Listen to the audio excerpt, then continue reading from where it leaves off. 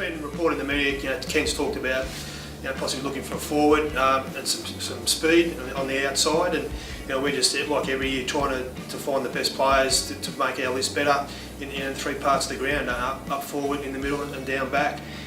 This draft's fairly even. There's some players that fit some categories, and we'll just look to find at our pick which one's the best one for us, and whether it's a tall or a small or an outside or an inside player, we'll just pick who we think is the best player.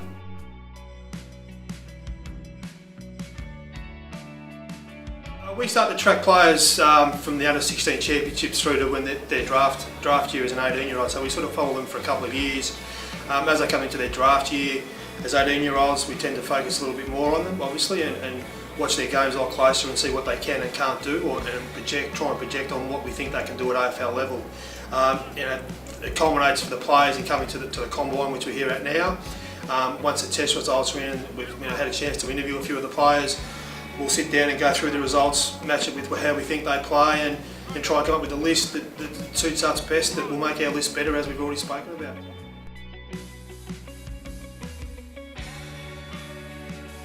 The combine is a part of the process. It's not the be-all and end-all. Obviously the boys need to be able to play football and be able to find the football. The combine is an opportunity for the coaches and assistant coaches and people that don't get to see them week in, week out during the year, to get a bit of close up and have a good look at them. You get to meet them, you get to talk to them, you can watch how they perform under a little bit of pressure, you can watch how they push themselves through the endurance testing, you get a look at their skill level with the kick and the handball drills. So from that point of view, it's all just part of the package, but it's not the be-all and end-all.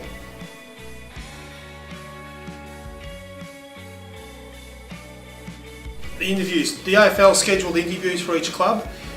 You end up with around about 30 players to talk to that are scheduled through the interview times. You can also grab players here and there when they're not participating in any testing. Also, you sit there next to them at the meal times, at lunch and at dinner.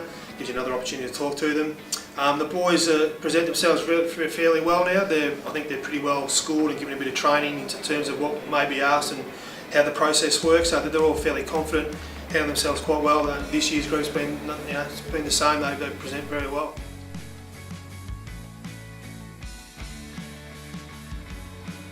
Look, it's the combine from when I first started used to be up in Canberra at the Institute of Sport, and now we're at Etihad, so the venue's a little bit different, but it's a lot more structured now. There's a lot more media involved in the process. And also the attention that the general public and the knowledge they have about the players that are actually invited to the combine has certainly increased. And from that point of view, the general public's a lot more aware of who the potential high picks are and who's not. And with the test results being posted on the websites and that sort of thing, people know who's doing well and who isn't as well. So I think just generally the whole industry's become a lot more professional in the way we go about recruiting players and testing players and presenting them to the public, and that's probably been the biggest change.